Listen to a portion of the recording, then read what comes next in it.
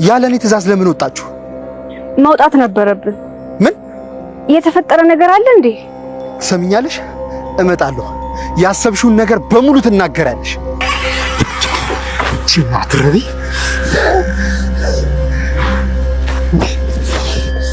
እየሞከርሽ ነው።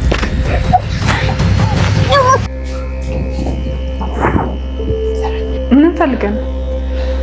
ባለፈው እዚህ ዕቃ ጥዬ እኮ ምን አይነት ዕቃ? የሆነች ሀብል እኮ ለአንቺ ገዝቼ ሰርፕራይዝ ላደርግሽ ብዬ እዚህ ጣልኩት። አልመሰለኝም። እንዴ?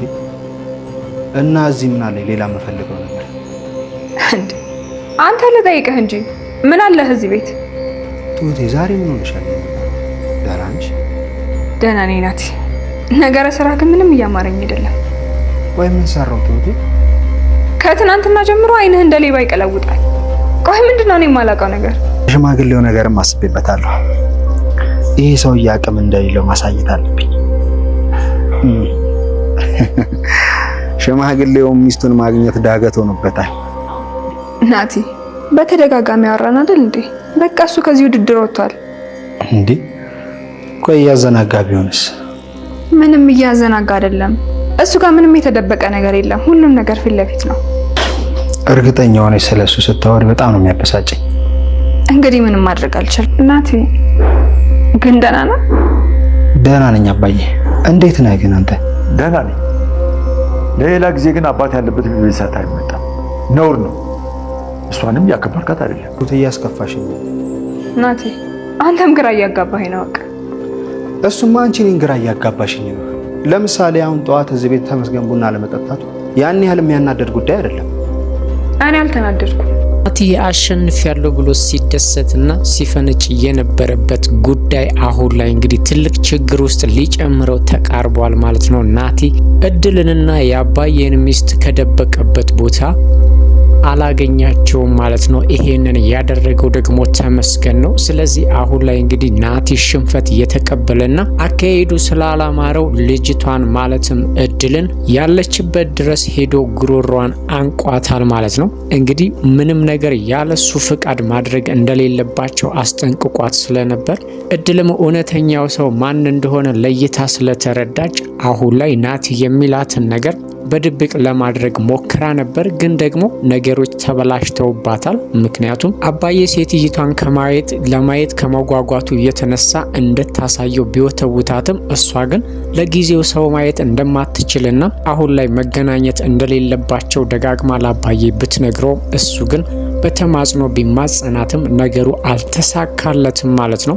እዚህ ጋር እንግዲህ አባዬ ምናልባት እያታለሉኝ ነው ወይም ደግሞ እየተጫወቱብኝ ነው ብሎ እንዳያስብ ሁሉም ሰው ባንዴ ተደራጅቶ እሱን ሊዋሸውና እሱን ለመጉዳት ይሄንን ነገር እንደማያደርጉ አውቋል። ግን ደግሞ አሁንም ድረስ ሙሉ በሙሉ አለች ብዬ እንዳምን እባካችሁ አሳዩኝ እያለ ቢማጸናቸውም ሊያሳዩት አልቻሉም። ይሄ ነገር ደግሞ እንግዲህ ለአባዬ ትልቅ ህመምና ስቃይ ነው። የዚህ ሁሉ መንስኤና አባዬ አሁን ላለበት ችግር ክፍተት የፈጠረው ናቲ ነው ማለት ነው። በሴትየቷና በሱ መካከል ትልቅ ክፍተት እንዲፈጠር እድልም ማንንም እንዳታምንና እንድትጠራጠር ከእናቷም ለመለየት ወይም ከሷ ለመንጠቅ የመጡ እስኪመስላት ድረስ እንድትጠራጠር ያደረጋት ናቲ ነው ማለት ነው። አሁን ላይ ግን ናቲን እድል ስላታለለችውና እዛነን አንተ ካልመጣህ አንወጣም ብላ ብዙ ነገር ከዋሸችው በኋላ እሱም ስለተጠራጠረና እንግዲህ አምጣ የተባለውን ሀብል ለመስጠትም በሄደበት ሰዓት በፍጹም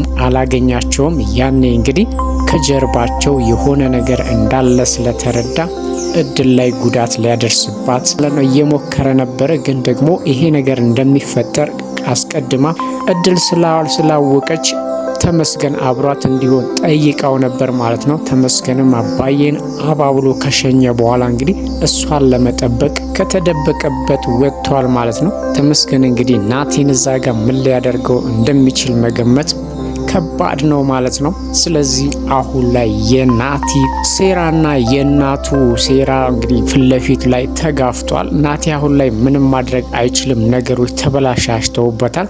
ተመስገንን ታግሎና ወይም ደግሞ አሸንፎ ምንም ማድረግ አይችልም። ስለዚህ አሁን ተመስገን እድልን ካዳናት በኋላ እውነተኛው ሰው ማን እንደሆነ እድልም ያለ ጥርጣሬ ተመስገንን ልታምነውና እሱ የሚላትን በጠቅላላ ልታደርግ ትችላለች ማለት ነው።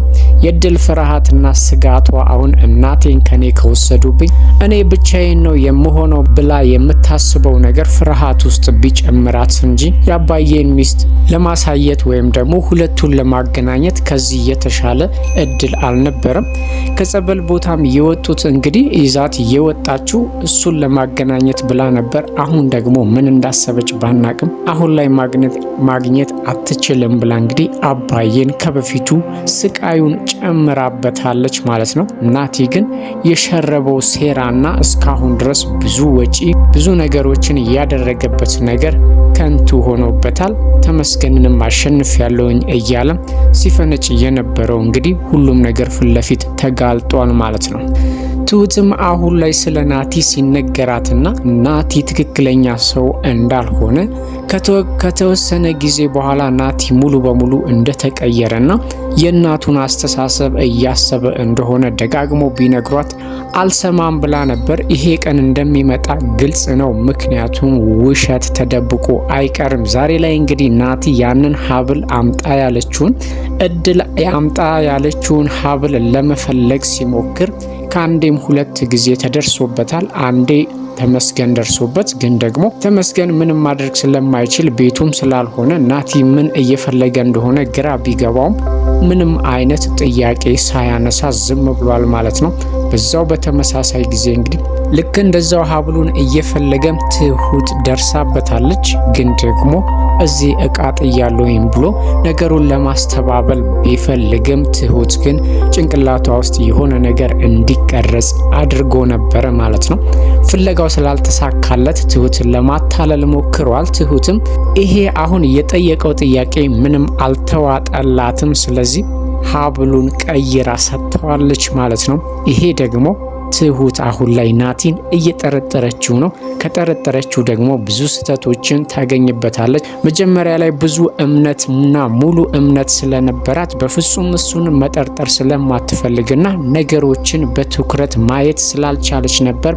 አሁን ላይ ግን የሀብሉ ጥያቄ ትልቅ ጥርጣሬ እንዲነሳባት አድርጓል ማለት ነው። ግን ደግሞ እኔን እስካሁን ድረስ እየዋሸኸኝና ያታለልከኝ ከሆነ ብላ እየፎከረች ነበረ። በእርግጥ አሁን ላይ ለናቲ ያላት ነገር በሙሉ ተሸርሽሯል። ናቲ በተደጋጋሚ ጊዜ ግራ ያጋባት ነበር። ቤቱ ውስጥም ባልተጠበቀ ሁኔታዎችና ባልተጠበቀ ሰዓት እየመጣ ሲያጨናንቃትና ሲጨነቅ ነበር። ይሄ ራሱ ሌላ ጥርጣሬ እንዲፈጠርባት አድርጓል ማለት ነው። ትሁት አሁን ላይ እንግዲህ ለናቲ ያላት ጥርጣሬ እየጎለበተ ነው። በዛ ላይ ደግሞ ተመስገን እሷን ችላ ስላላት የተመስገን እሷን ችላ ማለት በጣም አስጨንቋታል። ስለዚህ የትሁት ልብ ያለው ተመስገን ጋ ነው እንጂ ናቲ ጋ አይደለም ማለት ነው። አባዬም ይሄንን ነገር አስቀድሞ ተረድቷል። ስለዚህ አንተ ትሁትን ችላ ማለትክ በጎ ነገርና ጥሩ ነገር ይዞልህ ነው የሚመጣው፣ ምንም ነገር አትስጋ ብሎታል። እውነቱን ነው። ትሁት ሙሉ በሙሉ ተመስገንን እንደምትወደውና አሁን እያደረገው ያለው ነገር በጠቅላላ እያናደዳት ነው። ቤት ውስጥ አለመምጣቱ ራሱ የበታችነት ወይም ደግሞ የተረሳች ወይም የጠላት መስሏታል። ስለዚህ ተመስገን ትሁትን እንግዲህ በድል የራሱ የሚያደርግበት ጊዜ ቀርቧል ማለት ነው። በእርግጥ ይገባዋል ቢበድላትም በመጀመሪያ ላይ። አሁን ላይ ግን ለሷ ብዙ መስዋዕት ከፍሏል። ለሷ ብሎ ወንጀሎችን ሰርቷል ከዚህ በፊት ማለት ነው። አሁን ላይ እንግዲህ ትሁት ያንን ነገር ዘግይታም ቢሆን ተረድታዋለች ማለት ነው። ተመስገን በእርግጥ አሁን ትኩረት እየሰጣት ስላልሆነ፣ ትሁት ደግሞ የተመስገን እሷን ችላ ማለት በጣም ስላሳሰባትና ስላስጨነቃት ምናልባትም እንግዲህ አፏን አውጥታ ይቅርታ እስካሁን ድረስ ስለበደልኩና ስላስከፋሁ ብላ ወደሱ ልትመለስ ትችላለች ማለት ነው። የአባዬም ጥርጣሬ ይሄ እንደሆነ ለተመስገን ነግሮታል። ተመስገን ግን አሁን ላይ ሙሉ በሙሉ ትኩረቱን አባዬን ሚስቱን ማገናኘት ብቻ ነው ማለት ነው። እድልም እንግዲህ አሁን ላይ የናቲን ማንነት ስለተረዳች ሙሉ በሙሉ ከነተመስገን ጋር ሆናለች ማለት ነው። ግን ደግሞ እሷን የሚያስፈራትና የሚያስጨንቃት ነገር የእናቷ ነገር ነው። ሌላ ቤተሰብ ስለሌላት እሷን ካሳጡኝ የሚለው ስጋት አሁን ላይ ሙሉ በሙሉ ተደስታ እናቷን አሳልፋ ለነሱ ለመስጠት እየተቸገረች ይመስላል። ለዚህም ነው እንግዲህ በተደጋጋሚ ከናቲ ጋርም እየተባበረች የነበረው ማለት ነው። በእርግጥ እንደዚህ ማሰቧ አይፈረድባትም። ከሕፃንነቷ ጀምሮ እያሳደገቻት እስካሁን ድረስ እያደረሰቻት እሷ ስለሆነች እሷን ካሳጧት ወይም ደግሞ አሁን በዚህ ግርግር ውስጥ እሷን ከጎዱብኝ ብላ ስለሰጋች አሁን ላይ ሙሉ በሙሉ ለአባዬ ለማሳየት ፈቃደኛ እየሆነች አይደለም ማለት ነው። አባዬም እንግዲህ አሁን ላይ ነገሮች እየተበላሹ ያሉት በናቲ ምክንያት እንደሆነ ሲረዳ ምናልባትም ናቲ ላይ ሙሉ በሙሉ ሊቀየርበት ይችላል። በእርግጥ አሁን የናቲ ሴራ ስለወጣ አይኑን በጨው አጥቦ አባዬ ቤት ካልሄደ በስተቀር ምን አይን አለኝ ብሎ እዛ ቤት የሚገባበት ወይም ደግሞ ትሁትንም አይኗን የሚያይበት ሞራሉ ላይኖረው ይችላል። ግን ደግሞ ምናልባት ሌላ እቅድና ሌላ ዘዴ ከእናቱ ጋር ዘይደው ቤተሰቡን ለመበጥበጥ እና አባዬና ሚስቱ እንዳይገናኝ ካላደረገ በስተቀር ናቲ አሁን ላይ እንግዲህ ያበቃለት ይመስላል ማለት ነው።